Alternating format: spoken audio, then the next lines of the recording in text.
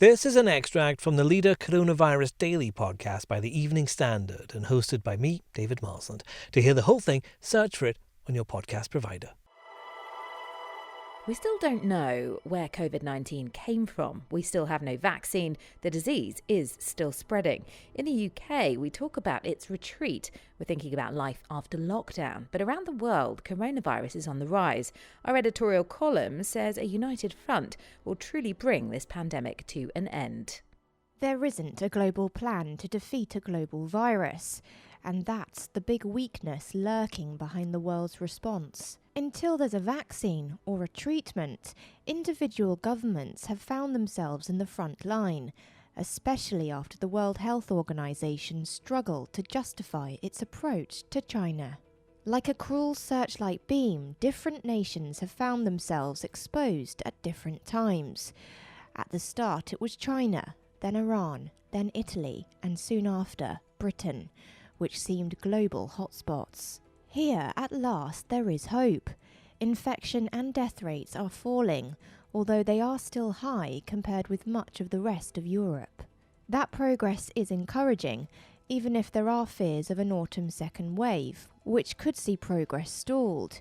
But until the world gets a grip, we can't say coronavirus is in retreat. Data suggests that the peak of the global pandemic is yet to come.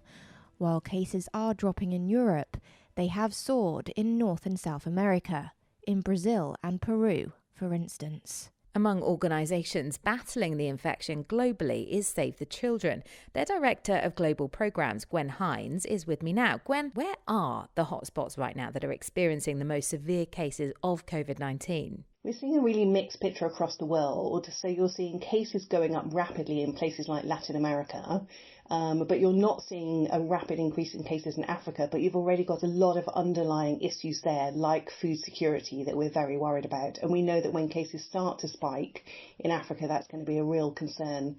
We're also very worried about the mounting number of cases in places like Bangladesh and the refugee Rohingya camps, and in Yemen as well. So it's a very different picture around the world, but we're very worried about what might happen in many of these very poor, very fragile situations. Why do you think it's kind of gone up so, massively and spiked so hugely in Latin America, for example, more than places perhaps like Africa? So in Africa, a lot of governments locked down quickly at the end of March and did very, very strict lockdowns. So that probably has helped to contain the number of cases.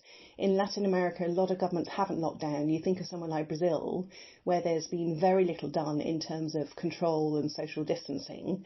And that's where you're seeing one of the highest spikes in cases at the moment. Now, of course, in Africa, the lockdown has had other consequences, and that's still a worry for people who aren't able to get food, aren't able to go to work, aren't getting other types of healthcare. But so far, we're not seeing the rapid increase in cases that we might have expected there. I mean, what are the biggest risks that, maybe that we don't really know about? I mean, we're very focused here in England on our kind of, our bubble of, what's going on in the UK. It's a whole different context in many of the countries where we work.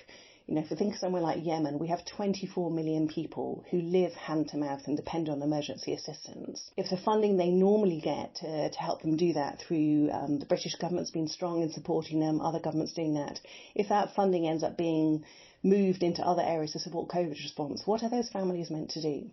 They have no other recourse. They have nothing else they can do, and they're literally living hand to mouth. They can't grow food. There isn't a government. There isn't work they can do. And those people are incredibly vulnerable. And so we think of the people who've died in the UK, and of course it's awful. 800,000 children die of pneumonia every single year. Think about that. And, if that work stops, that's going to be millions more children who die of other causes. If the vaccines are stopping, if the women are not able to give birth safely, then the indirect impact of COVID could be into many millions of people who die, or just have their lives destroyed. If the girls don't go back to school, they'll be married off, they have early pregnancies. If she's married off, that is a life-changing decision that she'll never recover from. So we've seen today that there's a team from Oxford developing a vaccine that may be ready next year. But what happens between now and then? Yeah, vaccines are really exciting. I mean, I'm a massive believer in vaccines, and the Gavi, the Global Initiative on Vaccine Alliances, is has saved millions of lives around the world, and it's great to see the recent replenishment of that. And with COVID as well, a vaccine is a long-term solution. Of course, we will argue very, very strongly it must be available to everybody, and it shouldn't be a bidding war about who can pay most, who gets it first. It has to be everywhere. But one of the things we do is we work right down at the community level. And we've always said that's an incredibly important way to do it, because you've got local volunteers, women often in the villages, who know the community, who do the really basic work. And we've done that very successfully on malaria treatment, on things like nutrition, on pneumonia, and now we're applying that to deal with COVID. So it's as basic as things like hand washing and soap. So we have a great partnership with Unilever to get soap and hand washing and better toilets and things right down to the community level. We also work with 500,000 community health workers around the world. We've got an appeal out at the moment so we can add another 100,000. And we know on Ebola, we trained 1 million health workers across Congo to actually recognise the symptoms and to think what to do and to advise people what to do. You have to do it at the village level. The whole idea of the debates in the UK about PPE equipment, it's incredibly important, and we are helping to get that into many of the bigger health facilities. Oxygen is a big issue we're working on at the moment, where, again, ventilators are obviously really big issue in the UK, but in most of Africa, oxygen doesn't exist in the clinics. So the long-term solution is to keep doing what we were always doing, to support those families, those communities, to work with their governments, with the district councils, with the teachers, with the nurses in those countries, to build up their own systems. And that is the way to make them less vulnerable to COVID, less vulnerable to conflict, less vulnerable to malaria, to all these other things as well. And that's really important. Keep the global discussion going. You see a massive fragmentation at the moment. This is a global pandemic. It doesn't care which country you're in. If we don't get it right in a village in Yemen, it's going to come back. Search for the Leader Coronavirus Daily on any podcast provider to hear more from the podcast.